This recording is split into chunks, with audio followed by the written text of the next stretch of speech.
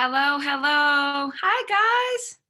I am in a new location today, and if you saw my desk right now, hi, Tracy. Hi, Sherry and Wendy. If you saw the way that I've got this set up, you'd be amazed. I have my computer sitting on a box that's sitting on a stacked blanket, and I'm sitting on a bed so I can get a good signal to be with you guys today. So welcome. Hi, everybody. Hi, Leslie and Becky and Andrea. I see lots of new names on here today. Fantastic. Hi, Heather. Okay, you guys. So if you are a student or a member of the mentorship group, you know me already and you know me well, more than likely. I'm Carmen Hunter, the founder of the Institute for Functional Health Coaching, Carmen Hunter Health, and the Health Coach Mentorship and Mastery Group. This is Coffee and Conversations with Carmen today. And, I've been doing these for a couple of months now. And I love this kind of conversation and this kind of format to be able to have a regimented and strict opportunity to have talks with you guys and to figure out what's going on in the health coaching space, and really to ask questions of you that can help me to serve you better, right? So as a person who's been educating and coaching coaches and practitioners in the wellness space since I'd say about 2013, almost 2014, one of the things that I've always been curious about is, why aren't there more of us out there working? Why are there not more of us coaching and having successful, happy lives and businesses? And, one of the things I feel like I intuitively know quite a bit about why this is the case, because I've been in that position before.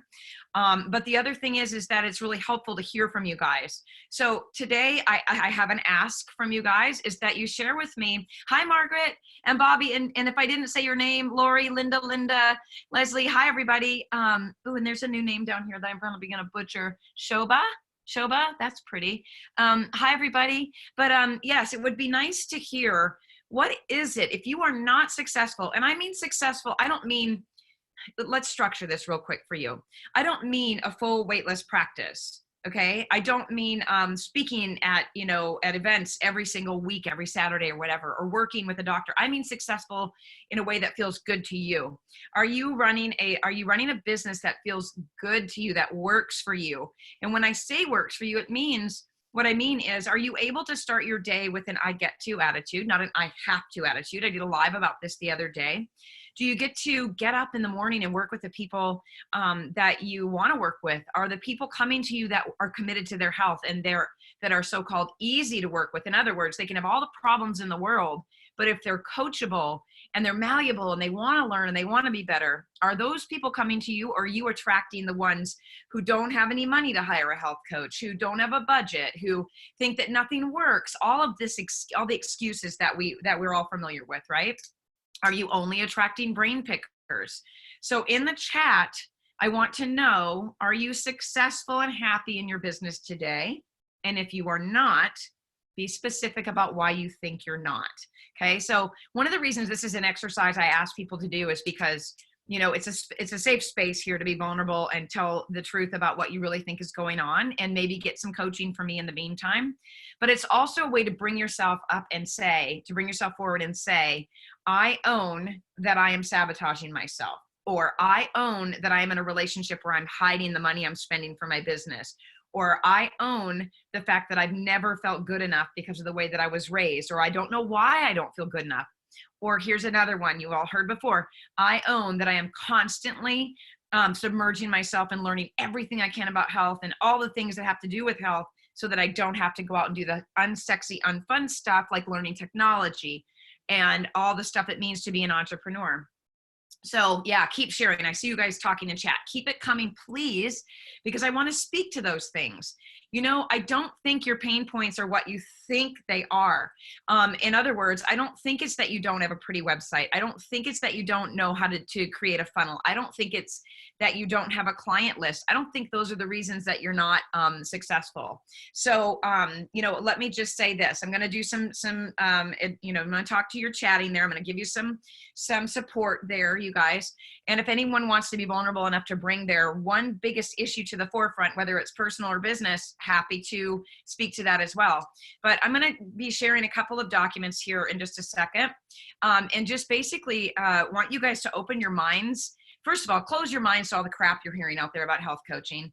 Close your minds to all the fancy, shiny things and all of the big events that declare that if you come to that, you're going to have a business that you love, all that stuff. Just close it down. Okay. And then I want you to open your mind to unconventional thinking about what it really means to work in the health and wellness space. I mean, really means to be in this business.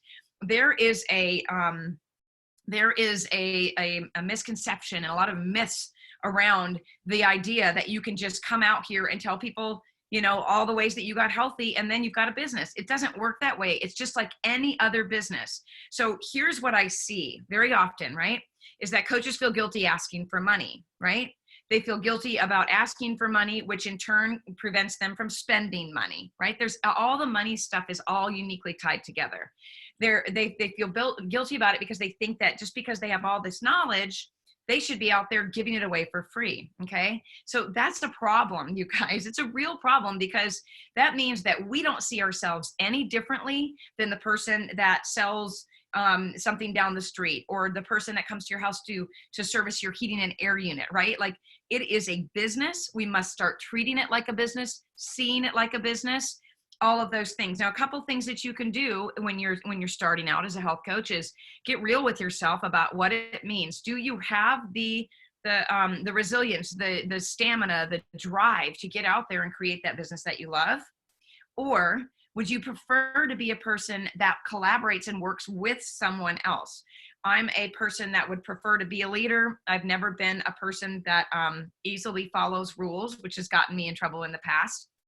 So it's really important to be honest first and foremost about whether or not you feel like you have those entrepreneurial so-called skills, right? If you don't have them, that's okay. You can learn them. But do you have what it takes inside of you to do whatever it takes to have the drive to get through anything, to feel the failures and to know that you're going to succeed no matter what? So do you have that? If you don't, and that's okay, not everybody does.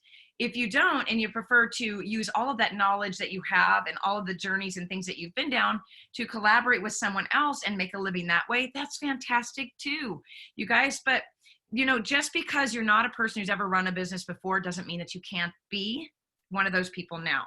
But what you have to do is stop believing that it's the same as any other business, because it's not. Not the same in the way that you structure it and set it up. The same that you deserve to be paid though, okay? All right, so now that we've kind of talked about that, let me look at, I'm going to look at the chat real quick, and then I'm going to share a couple of things with you guys. And if you're new to me, if you just are meeting me for the first time here, or you're just signing up to see what I'm about, or you don't know much about me, tell me that too. Where did you find me? How did you learn about me? That's helpful for me with my marketing as well, because it, just as a side note, I don't market the same way that most people do, probably to my detriment, maybe, I don't know. I feel it's important to show up authentically and bring myself to you as I am, which is what I'm doing today, sitting on a bed during an interview, or I mean, doing a coffee and conversations. So it's hard for me to know where people find me. Most of the time it's referrals and word of mouth. So, which I prefer anyway. All right. So it says, would everyone be kind enough to change your comments from all panelists to panelists and attendees so everyone can see your comments? Thanks so much. That's great, Linda. You know what? I don't understand why, you know, here, let me do this and see if this works. So I'll change my side. It should be on my end, and it must be a defaulted thing, Linda. So if you want to remind me by posting in the student group to do that on my settings, Linda, that would be great. I don't want to do anything right here. I'm afraid I'm going to disrupt my mobile desk unit here. Okay. I just left my full-time job and narrowed my niche, not attracting clients yet. I want clients. I need to get an email list going. I'm stuck in learning mode and need to get more in doing mode. All right, this is and I'm only getting the first part of your name. I think it's Leslie. Leslie P. Okay, Leslie, let me say this.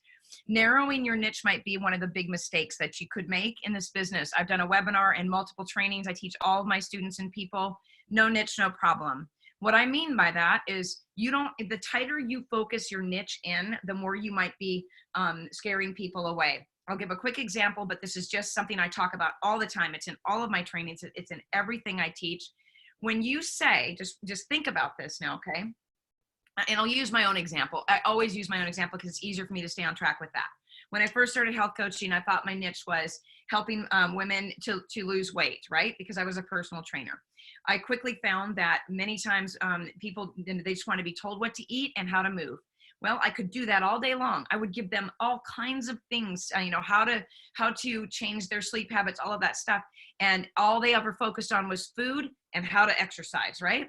So then I realized that these women weren't sleeping. They were not, they were all stressed out. There's all kinds of things. So I thought, well, I'll focus on digestion, or I'll focus on the thyroid because that's a master metabolic regulator, right?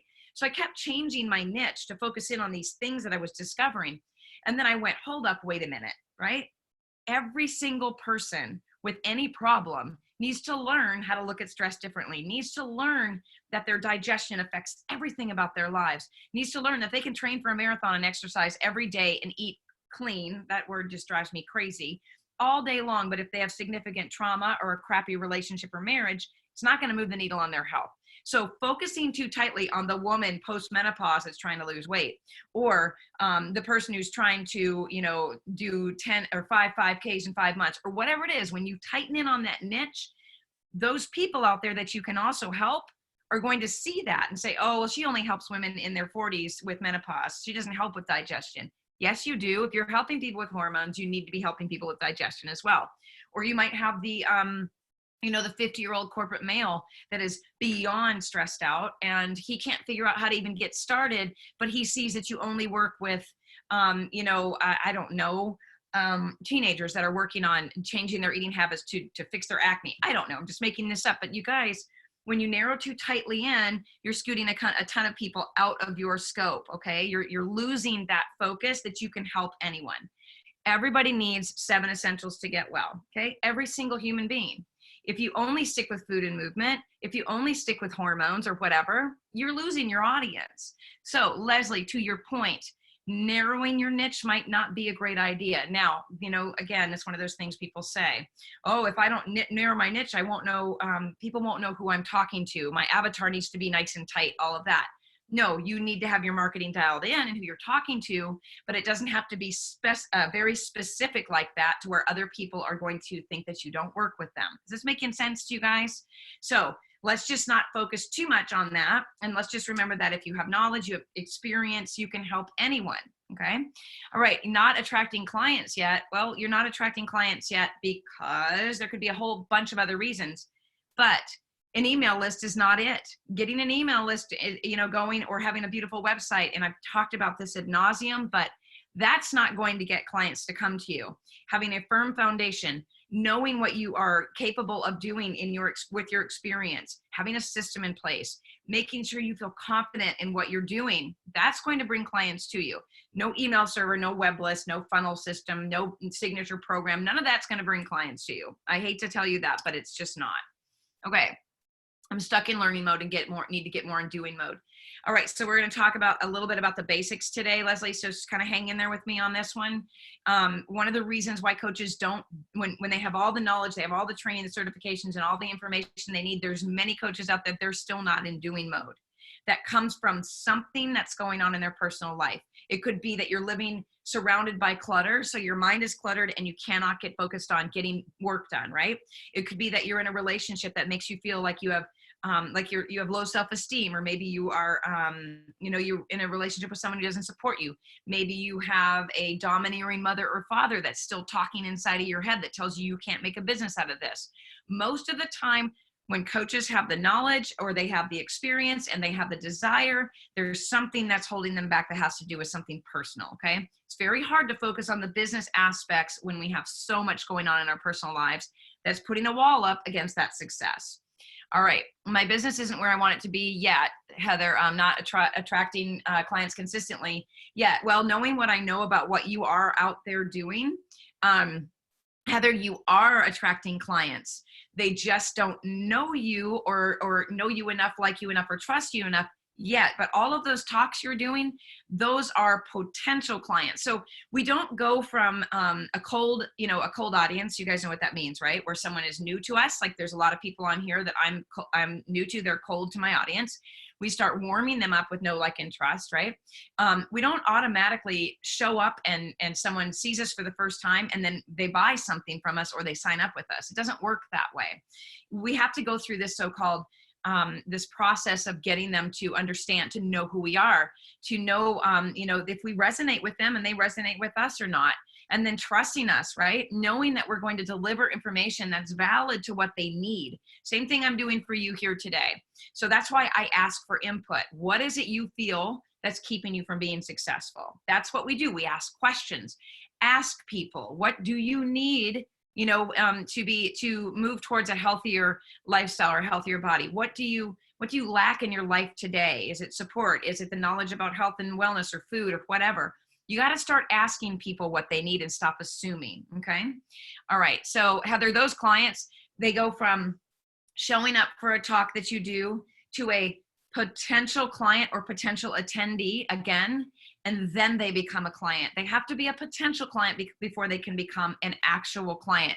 So I have to say that I beg to differ with the fact that you're not attracting clients yet, sort of, but you are attracting potential clients. And with the amount of knowledge that you have, Heather, there's no reason those aren't going to turn into and convert to actual paid clients or attendees of paid programs. You're just getting started. You're just getting this stuff put into place. So it'll get where you want it to be, but it takes time. All right, Tracy, seems like I do a lot of networking. I think I need to do some more getting out in the community. Okay, so are you talking about potentially maybe you're doing too much networking with other practitioners, Tracy, and not doing more of getting out to your actual audience? Because that's also one of the downfalls I see coaches doing, is they're spending all kinds of time in groups, talking to each other, talking to other coaches, practitioners, doctors, wellness professionals, answering each other's questions about health and wellness and all of that, and not out in the space that they're supposed to be working in, getting those people to know, like, and trust them. This is not an old thought process. I know someone's going to probably put a training out there that says the know-like process is an old way of doing things. No, it's not. No, it's not. I want you to think next time you're trying to make a decision about a purchase or signing up with something or buying something for your personal life or your business, do you know the person? Do they have a track record? Do they understand what you need and what your pain points are? Watch a few videos, get to know them. Do you like the way that they present themselves? Do they feel like someone that you can connect to? And then if you sign up for even a free email or an opt-in or something, do you trust that they're going to give you what you need? Next time you feel that way, right? Next time you're about to do something like that, that is how your clients are looking at you. Do they know you? Are you out there showing up enough? Are you showing up as who you are so that they can like that person you are and not the person that you may be trying to be, right? Another mistake, this isn't really the mistakes of health coaching, but it's kind of turning out that way because I've made them all, right? But are you showing up as someone other than you are? Because if you are, they're not getting to like you. They're getting to like who they might think you are, right? And then are you delivering? Can they trust that you're going to give them what they need, or what are you speaking to their pain points so they can resonate with you? All of this is very important, you guys. These are steps to it. Just because you know everything about the gut-brain axis or the HPA axis or whatever doesn't mean that is going to attract clients. It's just not. I'm going to say it once. If I don't say it 1,000 times, stop spending time learning about health and wellness conditions if your business isn't where you want it to be, period. Okay? Across the board. Stop doing that.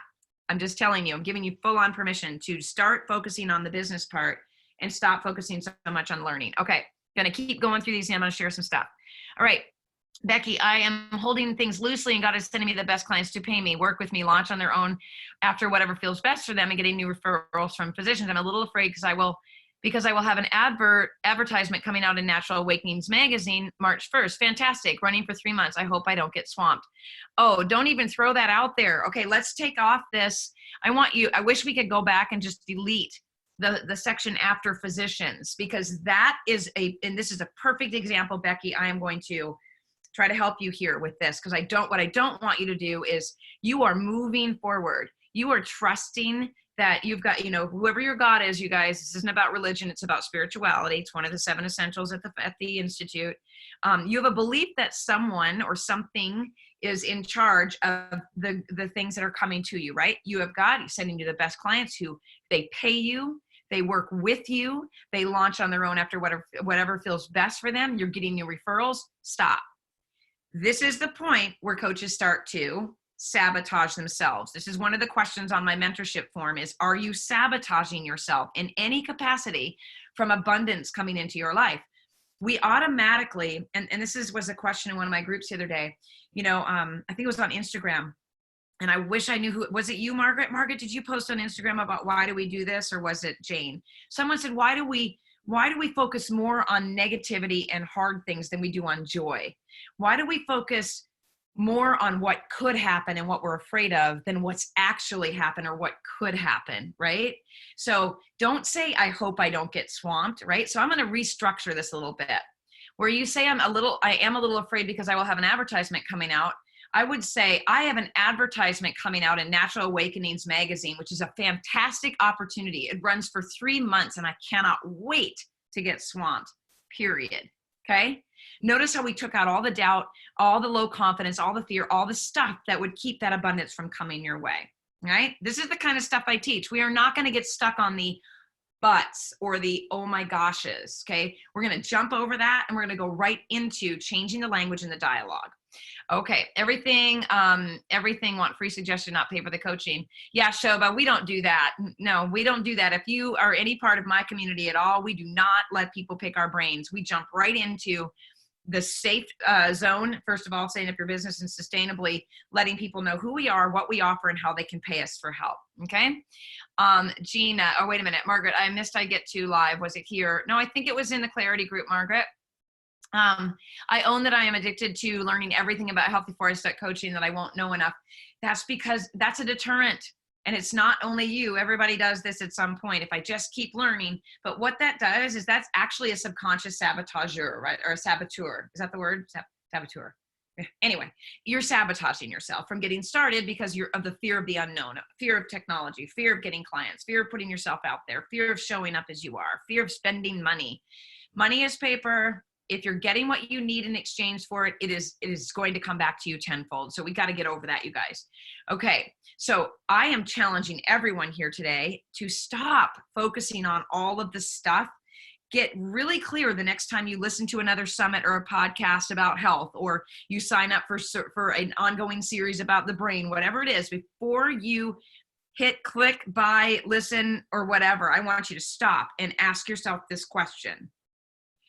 Am I doing this because I really want to learn this for myself and I'm going to be able to utilize it? Or am I doing this, buying this, listening to this, spending time on this because I'm avoiding the other parts of my business? Okay.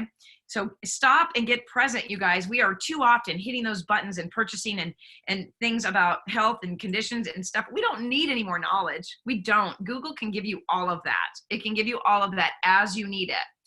Okay, and we go over this in class. And Gina, if you want to talk about this in student lives or anything like that, I'm happy to coach you through that. Let me keep going. Yeah, and everybody, see, you're getting the support. I have to get over it. How do you get over it? I'm going to pull you in a minute, but get the courage and keep going. All right, so Gina, if you want to talk in a minute, let me at least get through some of these and then we'll go on to it, okay? All right, Becky, after hearing your video about Hashimoto's, I feel like I knew next to nothing about that condition. Most of my clients are dealing with dementia, diabetes.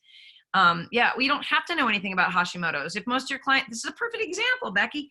If most of your clients are dealing with the dementia, diabetes, CAD and cancer and all of that, then you don't need to learn about Hashimoto's until someone comes to you with Hashimoto's. And even then, it's a simple, quick learn about it real quick. Know that that's a reliable resource. You're going to share that with someone else and you move on with it. There is no reason to spend months and weeks and hours learning about chronic conditions, you guys. This is not a good use of our time, because when it comes right down to it, we're not doing the work for these people. They have to learn about what's wrong with them. They have to care about what's going on with them. You cannot care someone into caring for themselves. You can't, okay? All right, Gina, I just realized it wasn't getting me anywhere. Carmen helps a lot with that realization. You keep saying you don't need to know everything. Learn as you go. Exactly.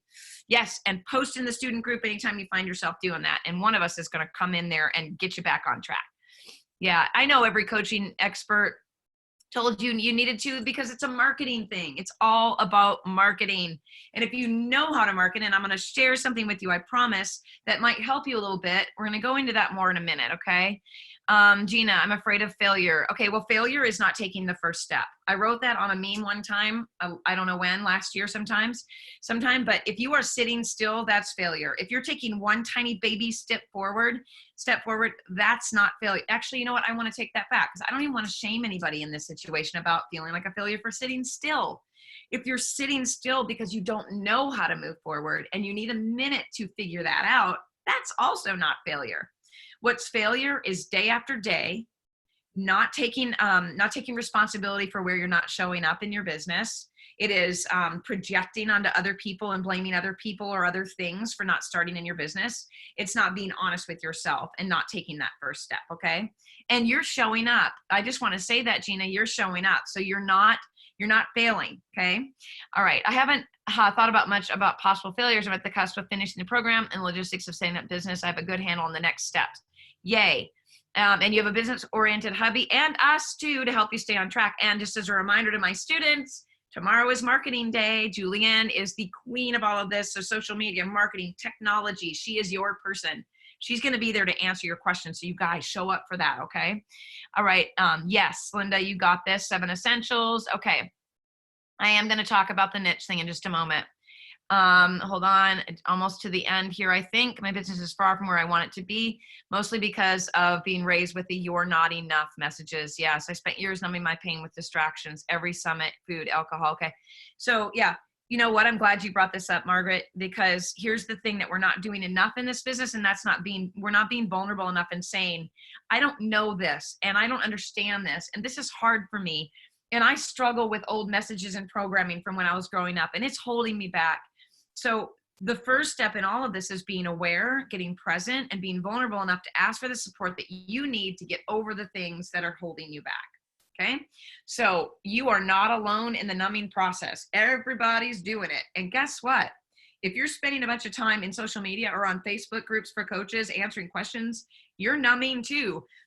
Whether it's drinking or shopping or gambling or smoking or working or whatever it may be, you guys wouldn't believe how many health coaches out there smoke cigarettes. You would not believe it. You know what? And here's the thing. Everybody is on some journey of their own trying to overcome stuff. So if we think that we are supposed to show up perfectly healthy with no bad habits and have it all together and know exactly what to say and do, then that is the first step to sabotaging yourself. You got to remove the perfection, the programs, and all the stuff that's holding you back. Yep. And you are enough just because you were born, and you're enough just because you have the gift of knowledge and experience to come into this space. You are not being put here for no reason. Okay. You're not being put here for no reason. Linda, I'm so passionate about food addiction. It's where I'm comfortable and want to stay. It won't get me more clients. It may, you never know. You absolutely never know, because so many people out there are struggling with food addiction, and they don't even know that it's not a willpower thing. So let me give you a little tip here. Linda, as you know, remember when I did the training on willpower, and it's not about willpower, it's about physiological responses in the body and neurotransmitters that drive us to addiction. Well, those neurotransmitters are affected by the stories in our mind, the way we were raised, the way that we're living our lives, the relationships that we're in. Those stories are being driven by something, which is then leading us to, which again, food addiction, work addiction, whatever it may be, whatever your addiction is. Love addiction, you guys. Love addiction exists too. None of them are any different than any others. It's just a matter of making sure that we understand that it all comes from a place. We find the origin of that place. We go after the origin of that. And then we come back as our full selves, right? Working on ourselves as part of this process of having a successful business, and pushing past and asking for support where we need it. Yeah. Okay. Yes. Now that I am looking at the rawness of my painful past, I'm working towards loving myself more. My father-in-law died on Saturday, and right now that loss is the focus of our healing. I'm so sorry to hear that. Oh gosh, throwing a life event in there that's traumatic and tough it just adds a whole new level. But I have to say this too, that any experience that comes to me that's unpleasant and something that makes us feel a little bit like that sense of doom, y'all know that feeling after Christmas is over when there's nothing to so-called look forward to, that feeling that comes over you, like, oh, death has a way of doing that to us. It kind of like, you almost want to see the clock stop, right? So we can stay in the moment and figure it out and feel all the feels and all of those things. So I am appreciative of the fact that you are healing through that process, right? And using that in your future experience for work as well. Yeah. So, and it was Margaret. Was it Margaret? Margaret said that, right? I don't know why it came up. I don't know. The names sometimes they don't show all the way on my side. So I apologize if I got that wrong. Okay. Let's see here. I love it. She said, I don't think self-sabotage, run eagerly towards whatever. There must be a germ of that in my statement. Yes, there was. Yeah, brainstorms with other. Put it in the Facebook group, and just don't forget, Andrea, when you start in the group, like, you get all the support you need in there. But here's the one thing I say: don't get stuck on trying to figure out the logo, the colors of your logo, the business name. Don't get stuck there. You can, and I give tips too, like, use your name for your business so it's easy to remember. You're going to get all that training as you navigate through. Like, you just got started. Week 1 has all kinds of training and information about that. So if you want to put a couple names out there for some input, you can get feedback from other students. But one of the things we're going to probably make sure you lean towards is looking at a way that people are going to remember you. And I talk about this in, business after hours, networking, family events. Is someone going to remember my old business name, which was Mindful Health and Wellness, which everyone spelt wrong? Or do they now remember Carmen Hunter Health? Carmen Hunter Health across the board, more visits to my website, more emails, more conversation, more referrals and networking. Mindful Health and Wellness. Well, I know Carmen is a health coach in the community, but I think her business is health something, wellness something. I don't remember exactly, but you can find her on Facebook, which then leads to a bunch of private messages from people. So I just went with my name when I rebranded myself, and you can change it anytime. Okay. I'm not saying get your name printed on a bunch of expensive stuff and then change it. I'm saying don't get so married to the exact process. I'm going to stop right here for a second, and I want to share information about the importance of certification with Wendy in just a moment. Wendy, I'm going to talk to you in just a moment about that, but I am going to share my screen. Hold on a minute. So make sure I get the right thing pulled up and that all my personal stuff is closed down. Scope of practice, is that one open? Yes. And then there was another thing I wanted to show you guys. So hold on, I'm sorry. Just need to make sure that we're on the right thing here. Okay, so here's the thing, you guys. There's a lot of confusion about what health coaches should be doing, right? We should not be talking about health and wellness,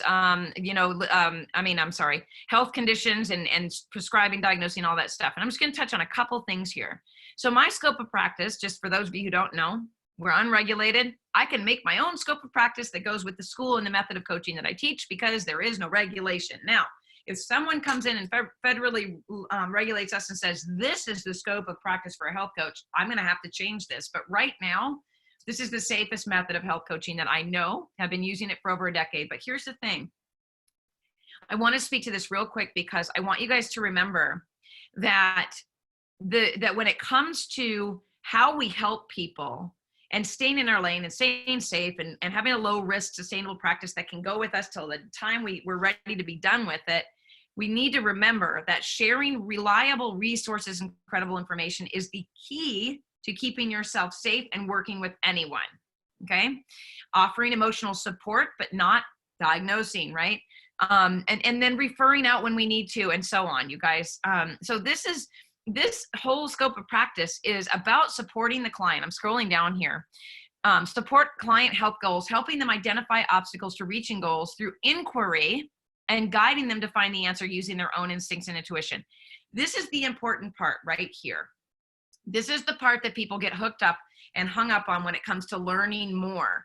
The reason why you don't have to know everything about every single health condition and problem is because our role with these people is to support what their goals are, helping them find the obstacles in their way according to them by asking them questions and guiding them into answers that they find out on their own, right?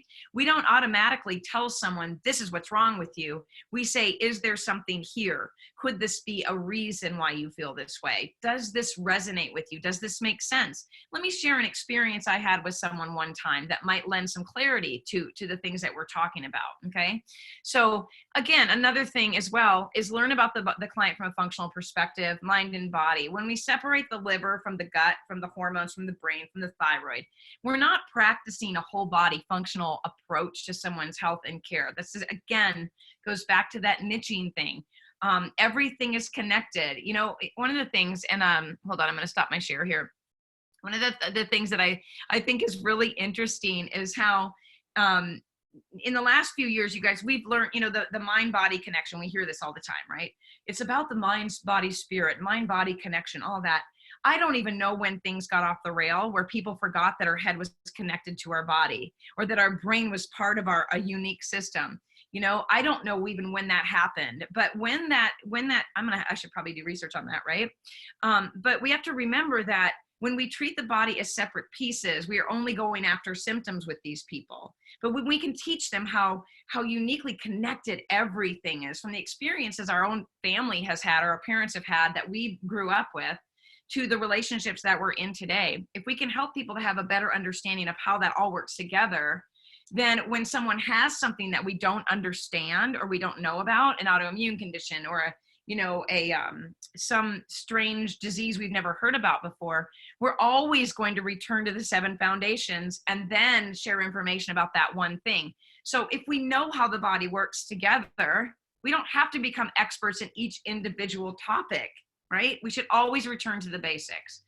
Okay, let me scroll back down here real quick and answer this about certifications. What's the importance of certification?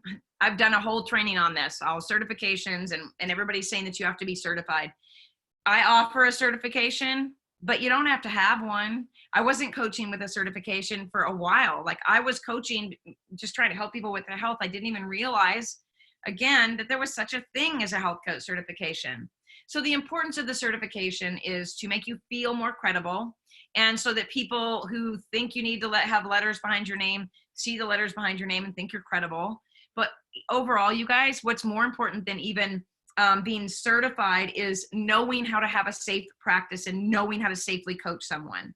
So the certification gives you all kinds of amazing things. It gives you a group of people that are in the same business that you're in. It gives you the training, and absolutely, you better have some training behind you before you start to try to coach people, right? So, whether it's studying for 20 years on your own, or going through your own health journey, or whatever it may be, certification really just kind of puts the bow on the package of your experience or your journey to make you feel a little bit more ready to go out into the world and present yourself as someone who's able to help other people. So that's the importance of certification. What I think, hold on, let me grab my water. What I find interesting is that health coaches care more about other health coaches' certifications than the people who are looking to hire you. It's this ego thing that just blows my mind. I don't know. Anyway, I don't hold a, let me say this, your business and how you coach is only as good as the training you receive. I have so many students at my school right now that got so many different certifications, and they still aren't working because no one taught them how. So I can tell you right now that there are very few reliable health coaching certifications out there. There are several different varieties and schools that I absolutely hold in highest regard. They don't do what I do. I don't do what they do. So we collaborate very well together. One of them is the School of Applied Functional Medicine with Tracy Harrison, hands down, one of the best programs across the board to take things deeply into a clinical dive. But even she says, I'm not going to coach you on how to be a health coach. I'm going to give you lots of great information. But then she sends people here for the health coaching aspect, most of the time, as far as I know anyway. And then also we've got, the Functional Medicine Coaching Academy, which I'm doing training with and have done training for in the past. That's connected to the Institute for Functional Medicine, different training than I offer as well. So there's lots of fantastic programs out there, but not as, but there's more out there that I would not recommend than I would recommend. So again, your training and is going to be key here, regardless of what the certification letters are behind your name. Okay. Gym time. Bye, Gina. Okay. And I did email you back about us working on our coaching thing. So yes, they have to find the front of their harness and pull and learn with a little guidance. Yes, I agree. I'm so excited for you, Becky. It looks like you're on your way. Just drop that last part of the comment you made earlier, make it a more positive thing, keep moving forward. Another expert coach, who's this expert coach that has lots of health coaching experience? I would love to know. Told me people will not follow you or your group on social media if it was for all conditions and not niched. Yeah. Anyway, I'm sorry, but I probably can name 4 of those people that are telling you that right now. And I don't know that they've even been a health coach in this space. Working to build a health coaching business. Most of them have marketing experience. Most of them are, they have business experience in another area. But again, it's totally different in health coaching. Health and wellness is completely different. So if you are, again, I say this all the time, if you're a human being with a heartbeat and a pulse and the desire to have a healthier life, you are a niche. That is a niche. Okay. Yeah. So maybe that's what's got you stuck, Leslie. Maybe that's what you're hooked on, is that you have been listening to people that aren't resonating with what you want to do. I don't know. All right, let's scroll. Yes. Yep, I pretty much am the only person, probably. We're going to talk more about that in a minute.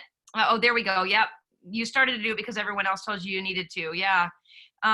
Let's see. And I'm going to give you guys some tips on that in just a second here. Yeah. Bottom line, you need to do what's best for you. Absolutely that. Okay. So let me look, give me 1 second, because I pulled up this document, and then when I opened another one, it disappeared, which makes me mad. So give me a second, because I want to share something directly from the Institute curriculum here and show you guys why you don't need that, why you don't need the niche. Hold on, or how to actually tell people what you do. So hold on. Please log me in. Please log me in. Yay.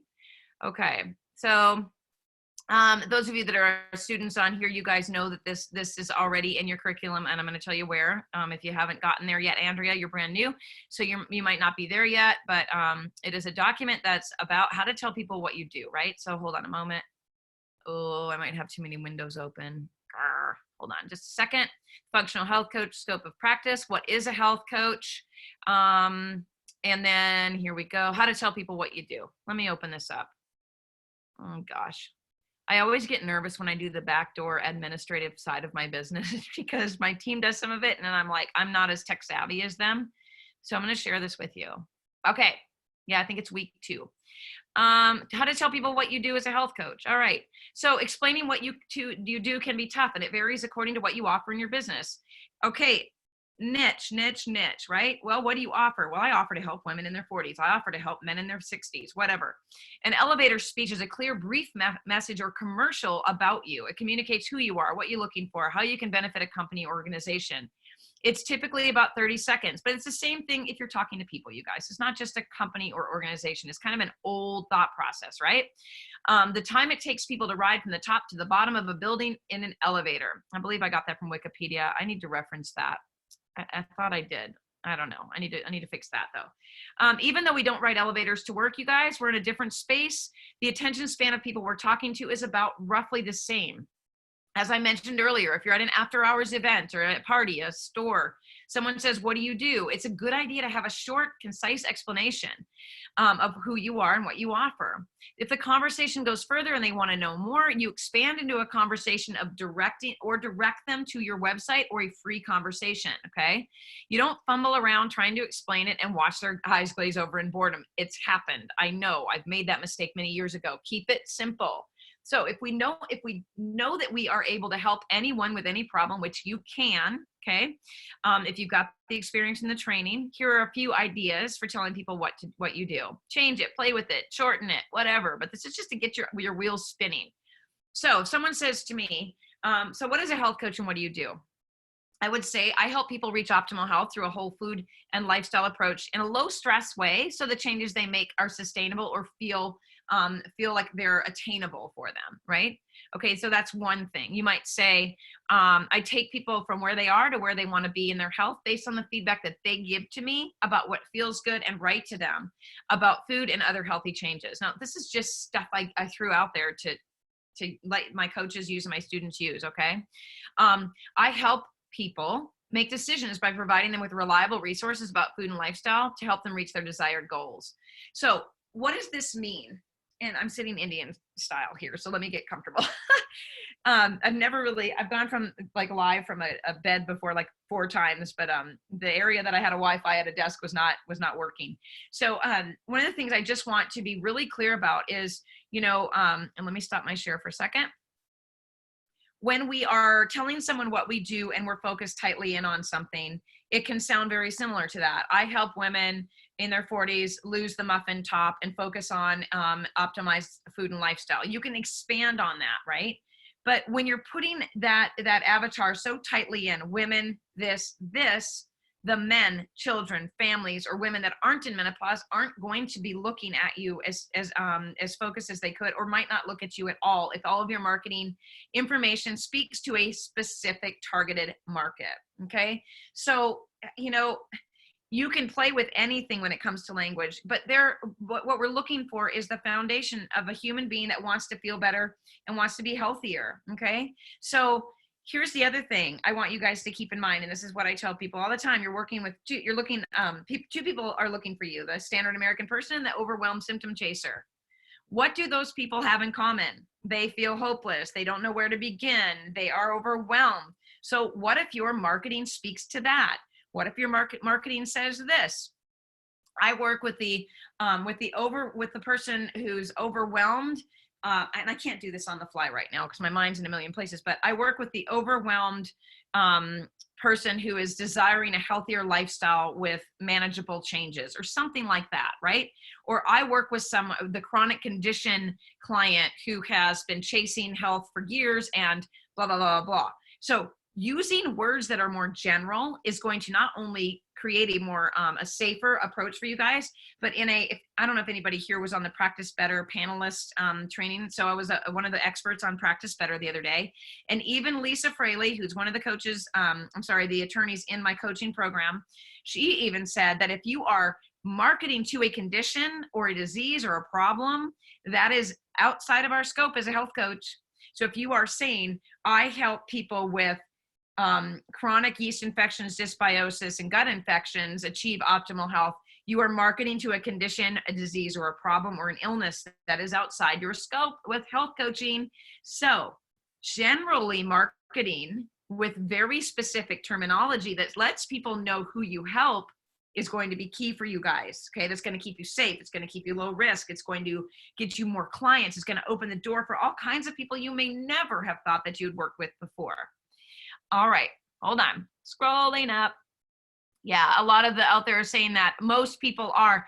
And I'm going to say this one more time. And I'm the person, and my people that work, my students and people that work with me will tell you, I'm not afraid to have hard conversations. So when I see people marketing to health coaches out there with all these promises about making six figures and increasing your client list by 100 in a day and all this crap, I always say, how many years have you been health coaching, right? And then if I do further exploring, which I don't spend a lot of time on this stuff because they're not worth my time, I will find that they have 15 years of marketing experience for a high profile corporate office. Well, of course they're going to speak to you guys. They're masters at telling you what you need to hear because they're a marketing expert. I never hear back from people on that. One person I actually asked, how many years of coaching experience do you have? She said, I have over 5 years of coaching experience. And then it was very evasive. She evaded the health coaching wellness space part. So I came in and I said, so you've never actually been a health coach in the health and wellness industry? And she didn't answer because all of her experience was in marketing.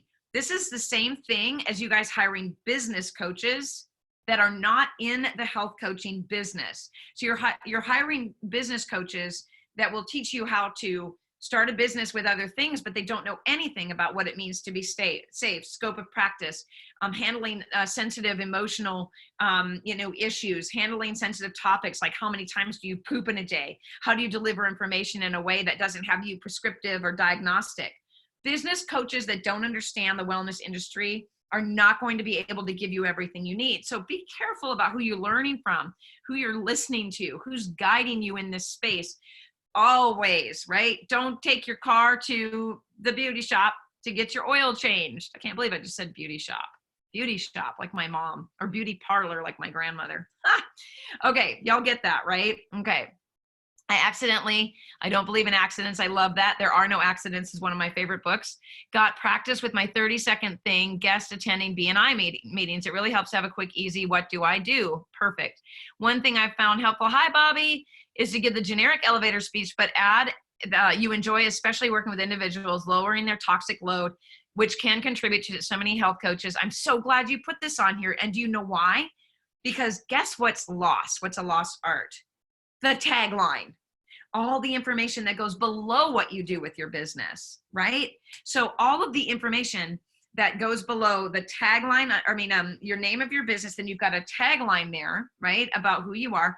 All the information below that, like what Bobby's sharing here, can tell people what you do and what you offer. So if you tightly bind to a niche, I didn't know we were going to talk so much about niche today, but still, if you tightly bind there, they may not even read further down and learn that you can help anybody with anything, right? So just remember that. Yeah.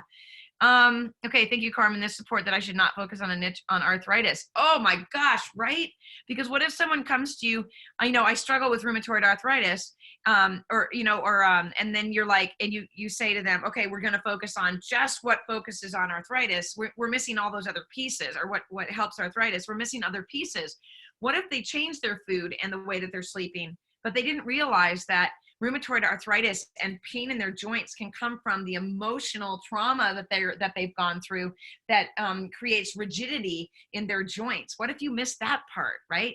We have to focus on the whole body, the whole person. And that just means really taking a deep dive on the functional approach. Yeah.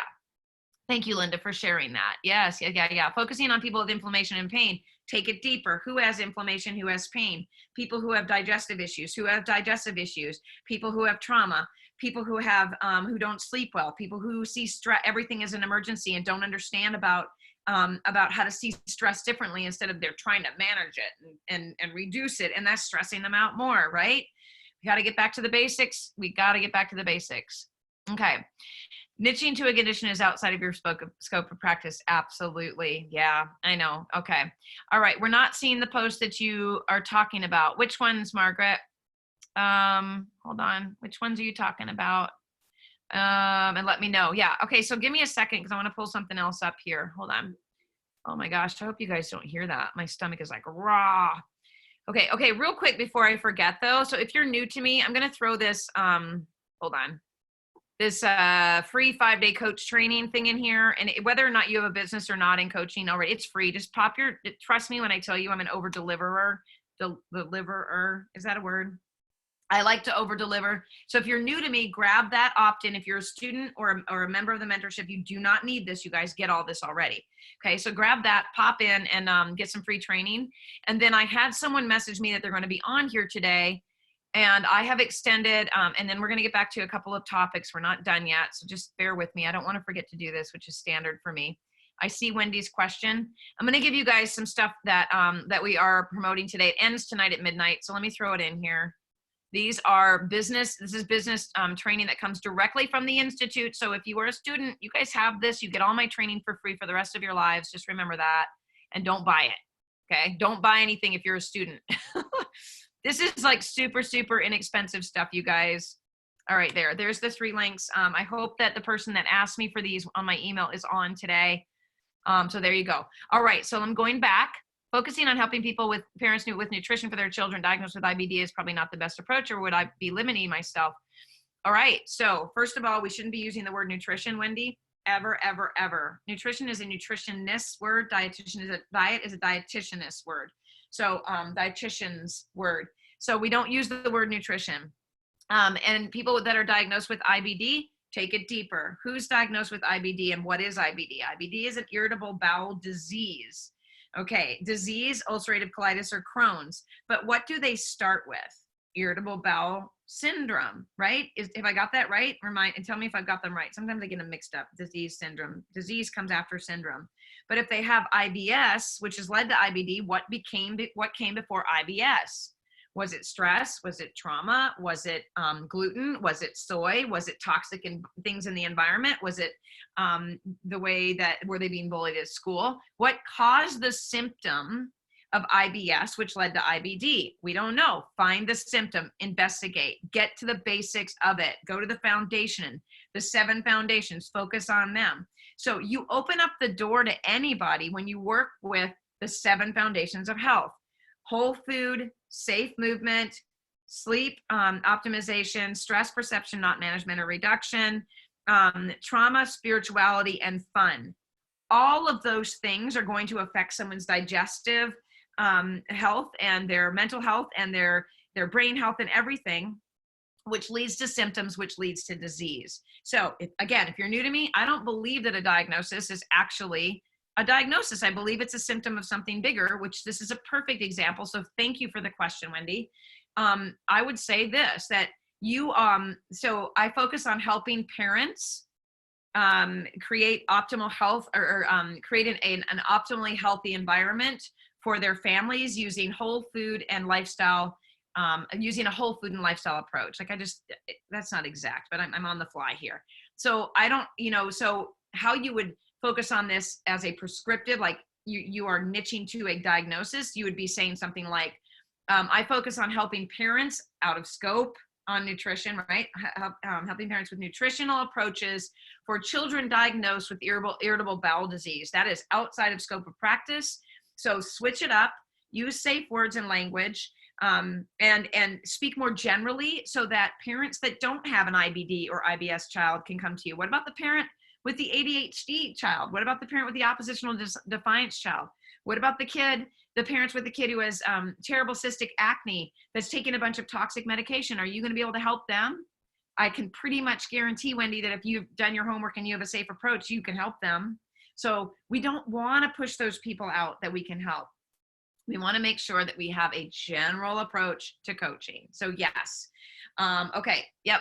All right. So let me scroll down. Is it appropriate for me to want to do a paid program for diabetes, pre-diabetes blood sugar issues? Absolutely. But you want to do a general conversation that leads to education on those topics, just like we teach in class. Yeah. And autoimmunity. Yes, yes, yes. So the thing is, you guys, it all boils down to this. It all boils down to this. If you are jumping over the basics in health and you're going right into the complicated things, you're scaring people away. If you are diving into focusing on a niche or a medical condition or a problem, you are not practicing a safe approach and a general approach to helping people. If you are dealing with some story inside of you that you keep telling yourself over and over again, that you're not good enough, you don't know enough, this is not, this is just a hobby, whatever it is, what's outside of you that is affecting what's going on inside of you that's preventing you from helping other people. So, this is one of the things I tell people that hire me to work with them one-on-one. This is what I say. I've got your intake form. We're going to look at all of that in just a minute, but let's just real quick talk about this. And I've already pulled something out of that form that I see that's holding them back.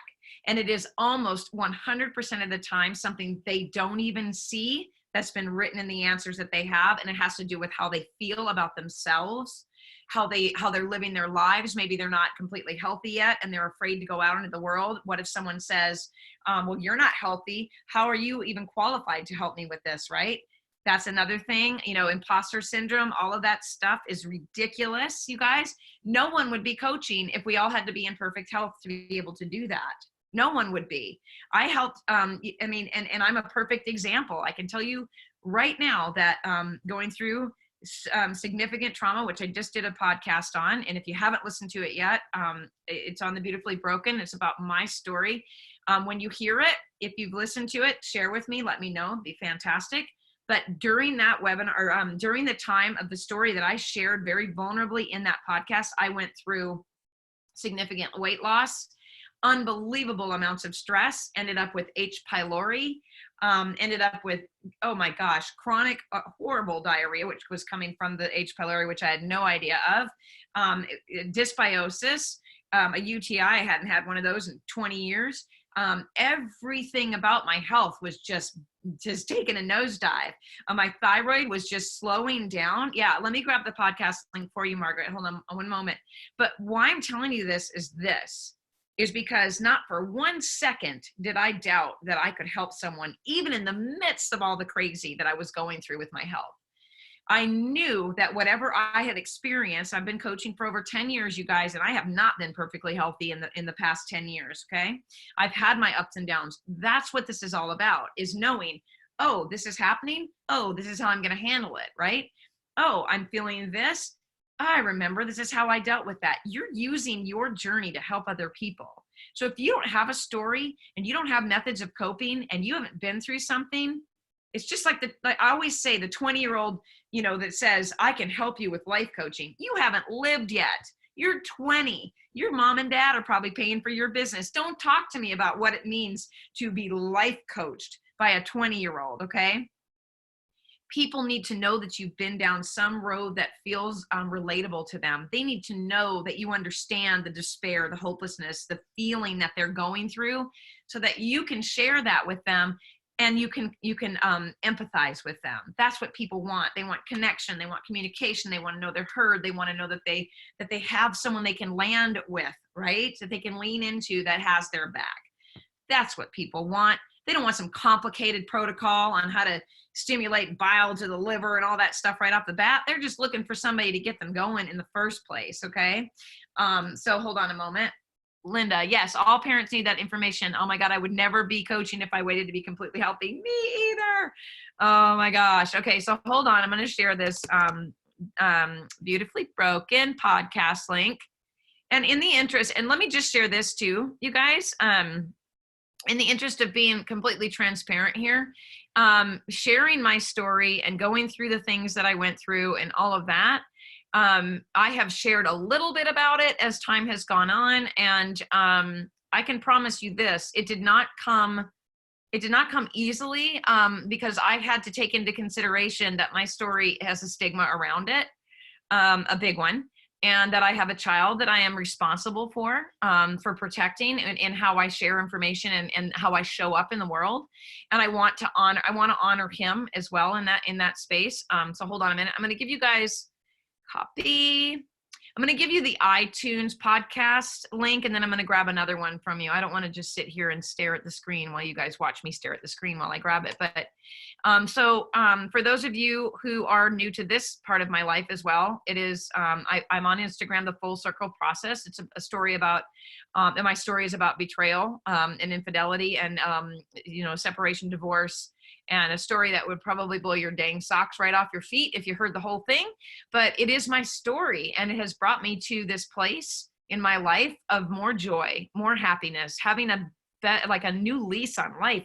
And knowing that at 47, when the whole thing fell apart, knowing that I have the skills and the tools that I developed over time to survive this experience, and more than that, to thrive through this experience. But it comes with being sure that I have the tools in my toolbox to do that. And that meant reaching out and asking for help, leaning on people when I never in my past would have done that before, showing up and being vulnerable in a space with my online community, my students and my members, right?